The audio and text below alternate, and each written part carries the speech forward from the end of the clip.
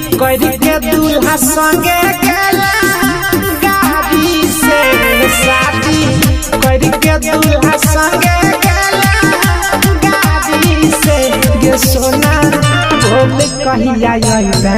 ससुरारी से गे जान गे बोल कहिया अइबा ससुरारी से कहानी कहानी बात करै छियौ बस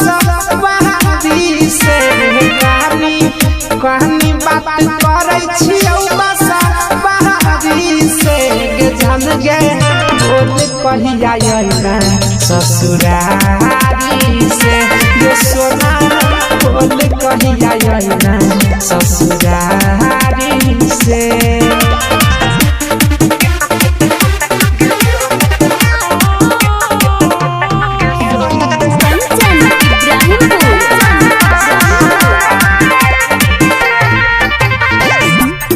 याद जब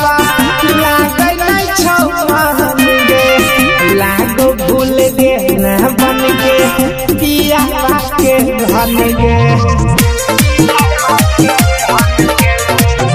आबै छौ याद जब लागै छौ मन गे लागो भूल गे न बन पिया के धन लोद पोछै छी झूठो सारी से लोड पोछै छी झूठो सारी से गे जान गे बोल कहिया अइबा ससुरारी से जान गे बोल कहिया अइबा ससुरारी से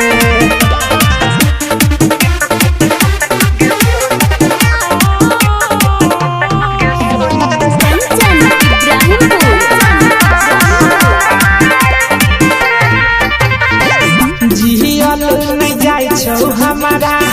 अब तोरा दिल गे बोला तारा पैसा हमारा आरु कते दिल गे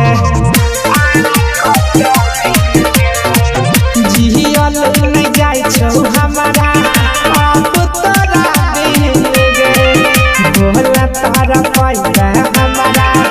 आरु कते दिल हमार आयुष के बताबे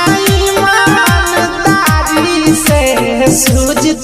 सनम के बताबे ईमानदारी से गे जान गे बोल कहिया अइबा ससुरारी से गे सुगा बोल कहिया अइबा ससुरारी।